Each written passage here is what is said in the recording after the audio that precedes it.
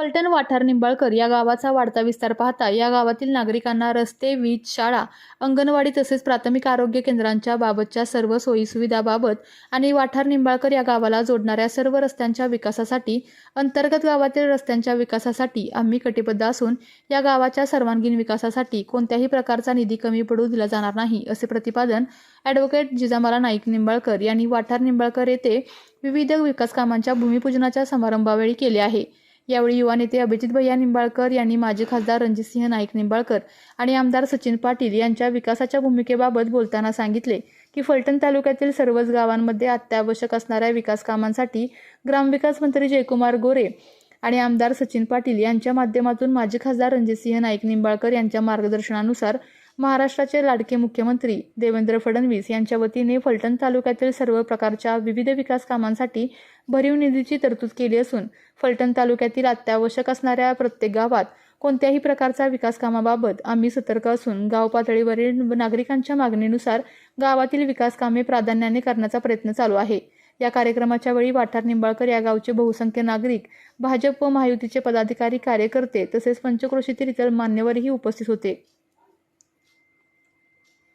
ज्यांच्याकडनं आपल्याला अपेक्षा असते की ते एकेका पूर्ण करू शकतील।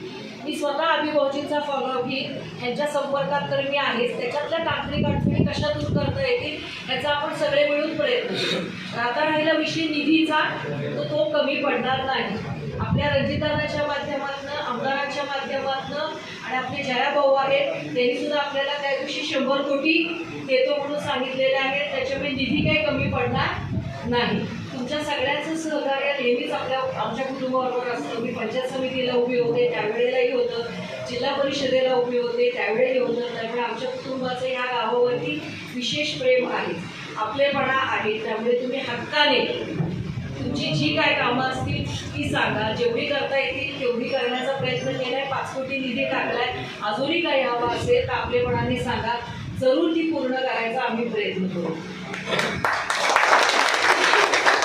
सर्वात महत्त्वाचं कामं तर सगळी करणार आहे, पण सगळ्या गावांनी आज जेवढं प्रेम करताय आणि ज्या अपेक्षेनं आमच्याकडे बघताय असंच प्रेम पुढच्या सगळ्या वाटचालींमध्ये आमच्या सोबत राहू दे।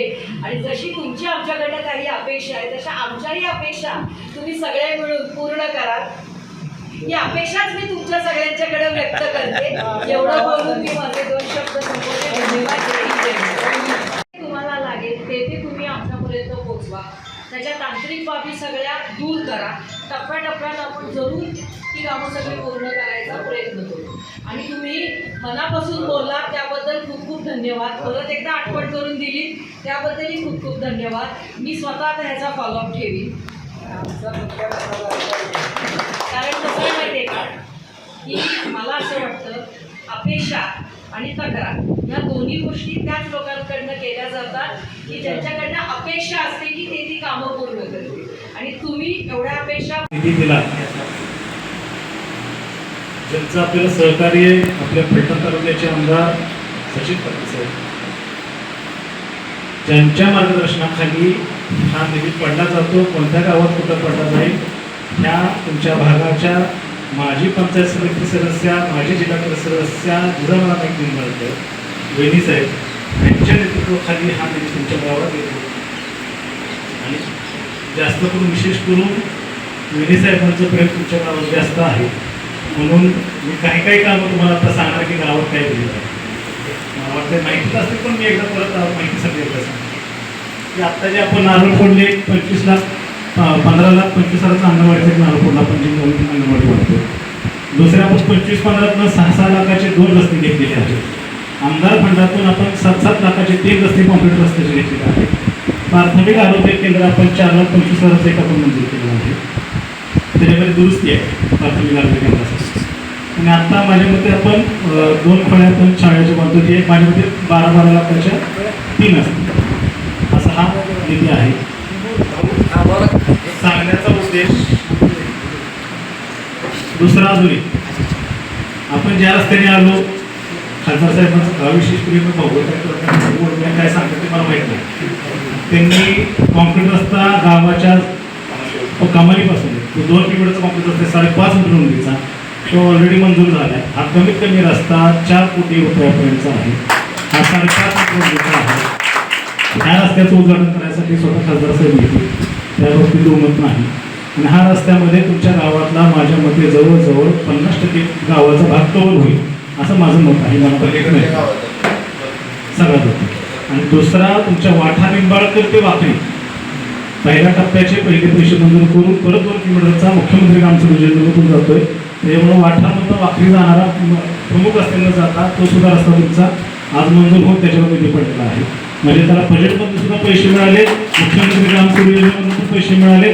म्हणजे तुमचा वाठारमधला वाकडीकडे जाणारा रस्ता पूर्ण होतोय, वाठारमधला हायवेकडे येणारा रस्ता पूर्ण होतोय. माझ्या मते रस्ता तुमचे वाकडी वाठार आणि पुसेगावला फलटण मिळाले. हा कुठलाही रस्ता माझ्या मते राहत नाही. आणि वाकरीच्या लोकांची तुमच्या बाजूला शेती आहे, तुमची त्या लोकांची शेती आहे. दुसरं तरते वस्तीच्या रस्त्याला सुद्धा काम आता चालू होते, केंद्र झालेली आहे. ही कामं पुढच्या महिन्याभराच्या चालू होतील. आणि आज जे नारळ चालू फोडलेले आहेत हे नारळ ते फोडलेले आहेत. हे उद्या जे काम देखील कुमार विक्रम परांदे ते उद्याची उद्या कामं चालू झाली पाहिजे, त्याची काळजी तुम्ही सगळ्यांनी घ्यायची आहे. पुढले आपण नुसते नारळ फोडत नाही, काम मंजूर असल्याशिवाय आपण नारळ फोडत नाही आणि वर्क ऑर्डर असल्याशिवाय आपण नारळ फोडत नाही. हे खासदार साहेबांचे पूर्णपणे आदेश आहेत आणि आपण खासदार साहेबांच्या आदेशाप्रमाणेच काम करतो. त्याच्यामुळे आज जे बोर्ड लावले नाहीतर माणसं म्हटलं उद्या बोर्ड लावले तर खाली कामं चालू आहेत, तसा विषय नको. काम आपल्याला उद्याची उद्या चालू करायची, त्याची काळजी घ्यायची. आणि जिथं कुठं सहकार्य लागेल आपण खासदार साहेबांशी चर्चा करा, वैद्य साहेबांची चर्चा करा, आमदारांशी चर्चा करा. काही वाटलं तर माझ्याही कानावर करा, आपण पूर्णपणे वरती करू. कुठलेही विषय असू द्या, गावाच्या दृष्टिकोनातून विकासाच्या दृष्टिकोनातून आपण चांगल्या पद्धतीने हातात काम करूया. त्या बाबतीत कुठलीही दुमत नाही. खासदार साहेबांच्या तर्फे मी आश्वासन देतो, कुठल्याही गोष्टीला खासदार साहेब कमी पडणार नाही. या गोष्टीसाठी आम्ही पूर्णपणे तत्पर सर्व जण आहोत.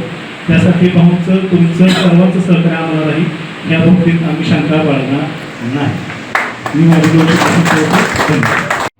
विविध कंपन्यांमध्ये जॉब मिळवण्यासाठी किंवा स्वतःचा उद्योग व्यवसाय करण्यासाठी 1 वर्ष कालावधीचे महाराष्ट्र शासनाचे तांत्रिक कोर्सेससाठी Patil electronics institute Satara. Electrical supervisor, automobile mechanic, electrical wireman, motor winding, 2 wheeler 4 wheeler mechanic, computer operator, computer hardware आणि डिप्लोमा कोर्सेस. पात्रता 10वी 12वी, एसटी पासची सोय. Patil electronics institute, Radhika road, Satara. 98 220 97 071. 1986 पासून तंत्र शिक्षणामधील अग्रेसर संस्था पाटील इलेक्ट्रॉनिक्स इन्स्टिट्यूट, सातारा.